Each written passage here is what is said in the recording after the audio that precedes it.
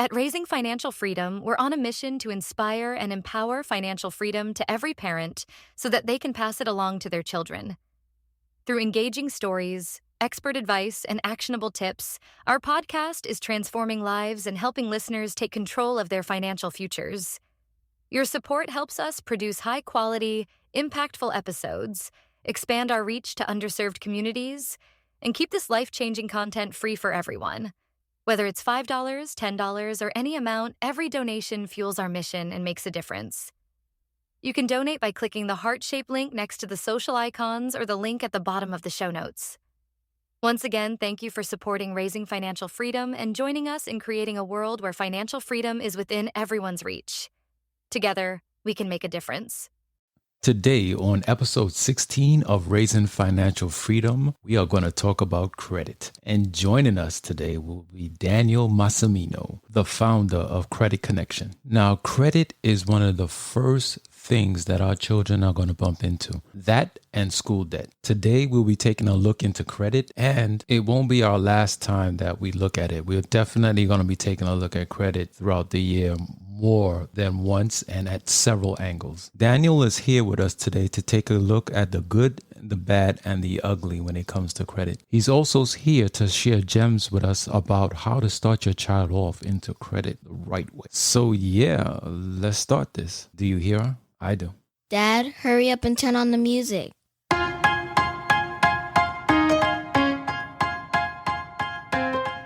Have you ever wondered why some people seem to have it all financially? Do well-off parents simply hand their children money? Or is there more to this wealth thing? Welcome to Raising Financial Freedom, the podcast. We are here to talk about everything you never knew to teach your children when it comes to starting their financial future. The principles behind wealth and methods that are out there to teach your child about personal financial freedom. There is no real trick to earning other than learning. We are here to discuss, teach, and grow with you.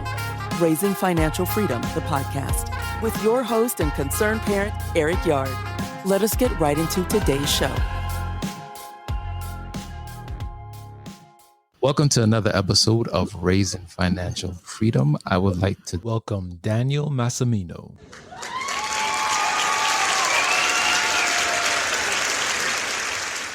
Daniel, tell me, in your opinion, why so many people have problems with credit?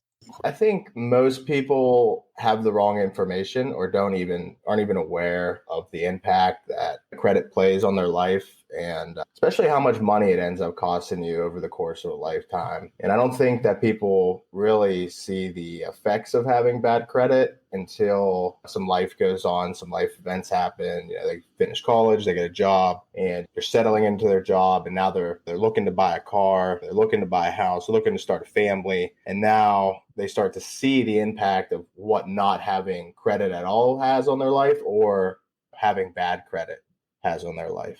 When I was going to school, when I went to college, I remember like the first week or second week, there were credit card people sitting in front of the campus, signing people up. Now, in your opinion, why do credit card companies do this tactic? And they're basically talking to people who don't have any job. I've never thought about that. I did go to college prior to dropping out, and I don't recall any credit card people being there, but credit card companies are, at the end of the day, they're businesses. And how do they make money? They make money through interest. And so by giving credit cards to uneducated consumers, they're most likely going to carry a balance, which is going to result in interest. And so they're going to make some money. A very small portion of credit card companies' revenue is generated from the actual processing cost of just them being a credit card. Most of their money is made from interest. So I would imagine that's why. I would call that predatory if it was up to me, or a failure of the education system to teach people about credit. Because as I thought about it, I'm like, I have a credit card and I don't have a job. How did this happen? And my mother took it away from me real quick. Oh, you're a good mother. So when it comes to credit, what is the biggest challenge most people have to overcome? I think that the biggest challenge that people have to overcome with credit is really this belief pattern that debt is bad and what debt should be used for versus what we use it for, especially here in the United States. In the United States, we're very consumer oriented. We like to buy things we don't need. And that's what a majority of people use their credit for, is to buy things they don't need. And if you look at wealthy people, I'm fortunate enough to have know some pretty wealthy, successful people personally. And almost all of them, except one that I can think of, used debt, other people's money, credit to get rich. And that's what they don't teach us. And so we, especially in lower to middle class areas, where we have this idea passed down from our parents, at least where I grew up and some other people I know, that credit is bad. You should be buying things in cash. You have the Dave Ramseys of the world and the Susie Orman saying debt is bad, use cash. And that's like the worst advice that anyone could ever give you. Because if you look at the biggest companies in the world, Apple, perfect example, has $250 billion in cash, and they still finance things using other people's money. It's like, why do they do that? And so I think it all boils down to just this thought and this beliefs that we have that credit is bad and debt is bad. Right. But in your opinion, what should credit be used for? You could use it for a few things. Personally, one of my favorite things to do is to buy time. And so how do I buy time? And what does that mean? So for me, I'm extremely busy. And so say I want to learn something, right? I'm a pretty smart guy. I could take the time out of my day to sit down and learn something, read the books, do trial and error, get experience, fail, learn. Or I could pay a coach or a mentor or buy a course to learn that stuff very quickly. That's just a personal example. But just as a generality, credit should be used as leverage to advance in life. So you could use credit to buy properties, very common one. You could use credit to invest into a startup business, or if say you already have a business, you could use credit to invest in yourself, like I said, through knowledge, or maybe putting yourself in a better position for success. Maybe you need to move to a different area where there's more opportunity. Or maybe you need to invest into some advertising for your business so you can start to get ahead. Maybe you need to hire employees. Maybe say you're a contractor and having a new piece of equipment that you don't currently have could give you the opportunity to get more business that you can generate more revenue. Credit to buy a house. Obviously, you can buy a house. Me personally, I follow the philosophy that you should rent where you live and own what you rent, but that's just my personal philosophy. Basically, credit should be used for anything that you can get a return on and not depreciating assets. So the common things that people buy credit with, I'll give you an example. Like my mom growing up, she would buy a lot of clothes and shoes and things like that. And those things are instantly depreciating. So not only do you have to pay interest on them, but you're also immediately losing money. Financing a new car, even if you get it at 0% interest, a car in the first year, a brand new one, is going to depreciate 30%. Whereas you could get an investment property. Sure, maybe you're paying 5% interest on that yearly, but you could be making a return of 10% yearly. So although you're paying to carry the cash, essentially the cost of the money, you're still making a return using the bank's money. So basically, anything that you could use to get a return is what I would use credit Good for. point. What can a parent do to start their child off in the right path of credit? And can you give us some action steps? Yeah, for sure. I would say first thing, if you have good credit yourself and you have credit cards, the best thing you could do is add your child on as an authorized user on all of your credit cards. Not so that you don't even have to give them the credit cards, but when you do that, you're putting them drastically ahead, because now they're going to have payment history, positive payment history and positive payment experiences on their credit report, which is going to set them years ahead of another child. I'm not a parent myself, but I suppose there's probably some lessons, I guess, you could teach them on credit. Maybe you could give them access to one of your credit cards to maybe buy, I don't know what you need to buy as a child, but when you're like 16 to 18, when you're like going out to eat, you just get your license, you're buying gas, maybe you could give them a credit card that they can pay for their gas on and make sure that they pay it every month. And then there's probably, 10 to 20 starter like credit building accounts that you could set up for them that were going to really start to build their credit profile. By the time they're 20, they'll be able to get approved for a house at a really good interest rate. There's so many things that you could do, but the number one thing I would do is add them as an authorized user on my credit card. Sounds good. So since you've been in credit, what is the craziest thing you've seen in your line of business? It's funny, but there's nothing in our industry specifically, there is a lot of predatory service providers or companies because we are dealing with people that are extremely vulnerable. So I won't say that's crazy because there's bad actors in every business, but for the most part, after you talk to enough people, it pretty much boils down to the same general issues that people face. And another common misconception that people have, especially about people with bad credit, is that, hey, they don't pay their bills or they're bad people or they don't know how to manage their business. And I'm here to tell you, I've had customers that are homeless and I've had customers that are worth $20 million, both experiencing issues with their credit. So it doesn't matter what walk of life you come from. I think, like I said in the beginning, it just comes down to having the right information and then also actively keeping tabs on your credit, making sure that there's no errors, making sure that your credit cards aren't reporting late. And like I just had last month myself, I missed a payment on a credit card because I switched bank accounts and it just Really? slipped my mind. And yeah, I had it set up on auto pay.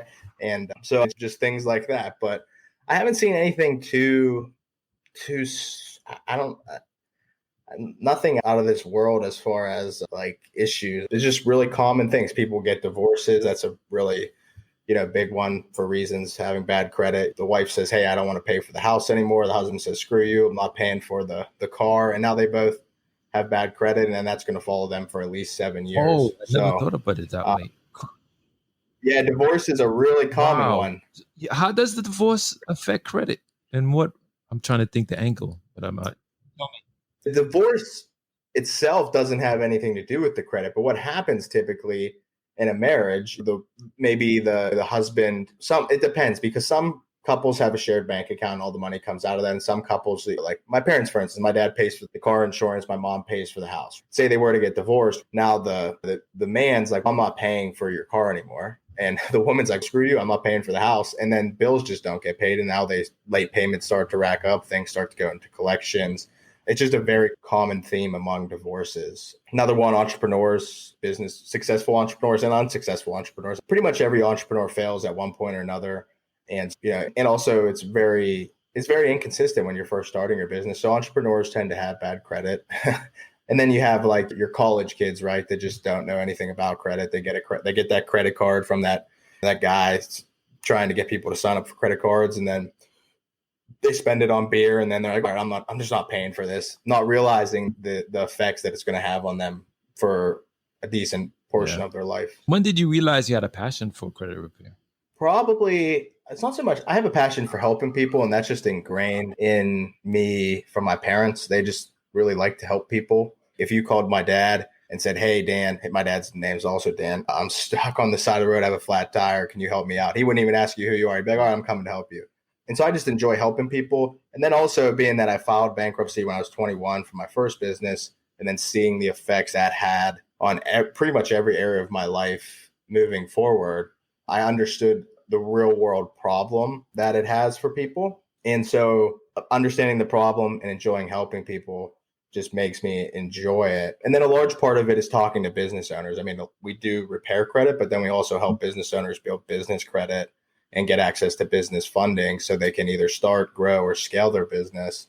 And so that in itself is just really fun because I get to talk to, business owners in every industry you could imagine doing all sorts of amazing things. And I get to learn so much about different areas of, business that I would have never had the opportunity to otherwise. Right. So you said before that you don't have a child, but let's just say you do have. What steps would you take to get them on the right path personally? I haven't put a lot of thought into how I would want to, I guess, be a parent. I do know that, at least for me, I think having a strong work ethic is important and not being handed everything. But then on the other side of that, I think about like me, if I had a child, I'd probably want to give them, a life that I maybe didn't have. So I'm not too sure where I stand on that yet, but I probably would want them to get a job. I'd want them to start to, I don't want to say, see, there's two sides of it, because if you make a kid have too many responsibilities early on and not give them access to different learning opportunities and different experiences, it's possible that kid won't find what they really enjoy in life. And so I think about that. I'll give you an example. For me, like I've always, for some reason, wanted to play the piano. Growing up, my parents did the best they could, but I grew up in a middle class area. My dad got disabled when I was 12. It's not like they could afford to get me a piano instructor. And so I think about that. Like, could I be really great at playing the piano if I was afforded the opportunity to play the piano?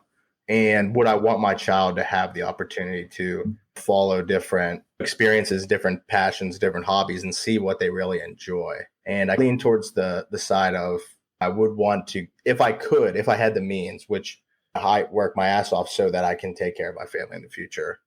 I probably would want to, but I think just instilling, good morals and values probably would carry itself a lot just in credit particular. Credit and money is pretty simple. Make sure you pay what you owe, right, on time, which I think is just a moral that's instilled in children.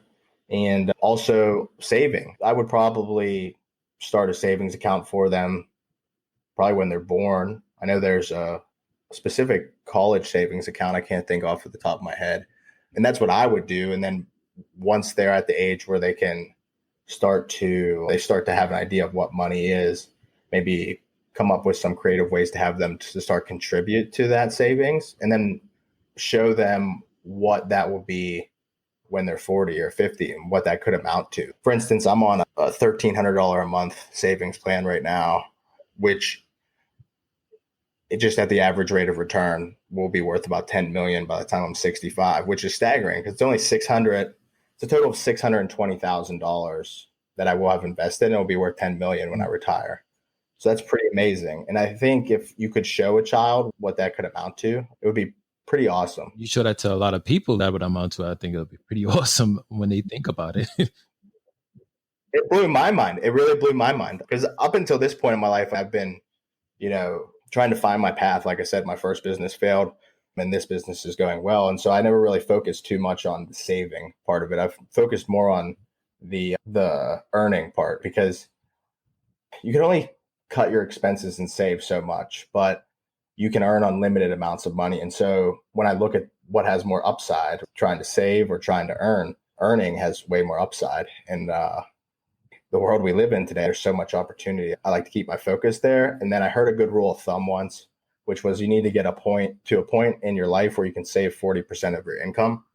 And that was really impactful because there's something amazing that happens once you start saving 40% of your income, and your savings starts to grow really quickly.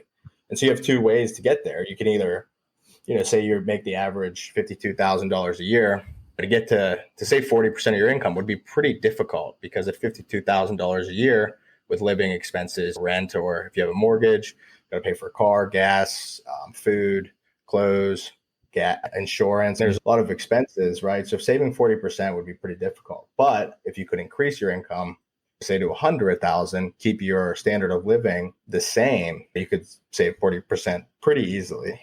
So what is the one thing people don't realize about credit? I would say that credit is a tool, like what I was getting at earlier, where if credit is a tool that, if used correctly, can help you get leaps ahead in life. And if it's used incorrectly, it can put you way behind. A common example, if you have a 550 credit score, it used to be you wouldn't be able to get approved for a car loan. Nowadays, you have companies like Carvana that will approve anyone for a car loan, but they're going to give you a 28% interest rate. And so by the time you're done paying for that car, you're paying double the price. Whereas if you had a 700 credit score, you're paying half the price of the person with the 600.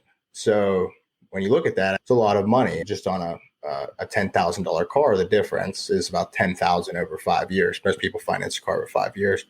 And so it's like that in itself is a lot. It adds up. But then on the other side of it, like I was explaining, if you had good credit and say you had a business, with a business and good credit, you can easily get $50,000 to $150,000 in business credit cards.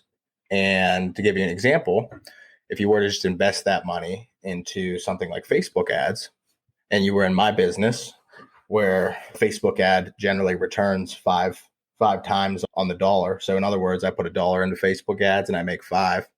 I could use that $100,000 in business credit cards for Facebook ads And now I can generate $500,000 in revenue. And that will drastically put my business ahead of where it would be if I just started with zero.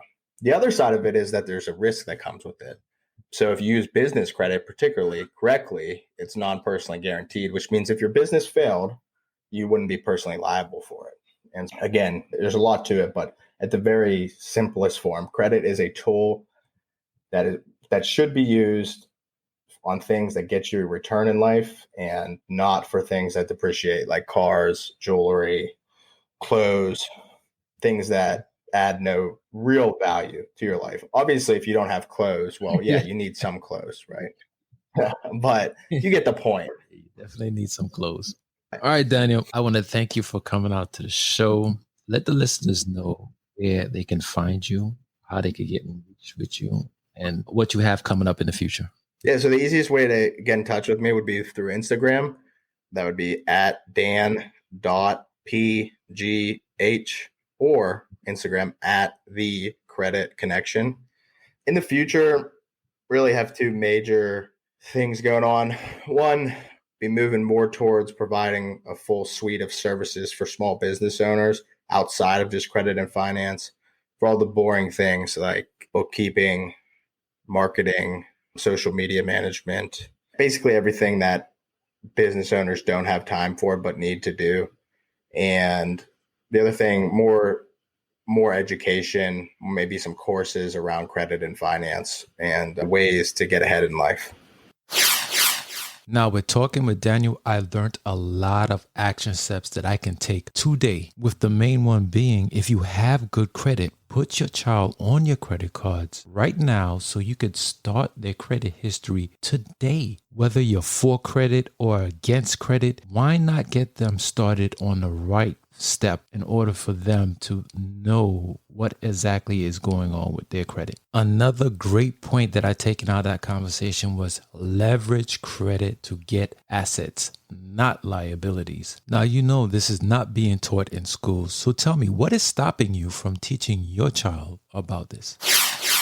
Now, coming up next week, I have a treat for you. A teacher of financial literacy will be coming on the show, so that should be fun. Like always, share with other parents, subscribe, and help us change one parent at a time. Until next week, stay safe. We really hope you enjoyed this episode of Raising Financial Freedom, the podcast. Stay connected with us directly through raisingfinancialfreedom.com. You can also join the discussion on social media, which you can also find links on our website. If you would like to speak with us, please send us an email through info@raisingfinancialfreedom.com. And as always, thank you for pushing your mindset towards a better reality. This concludes the most thought-provoking portion of your day. Don't forget to please like and subscribe to stay fully up to date. Until next time, be kind to yourself and each other.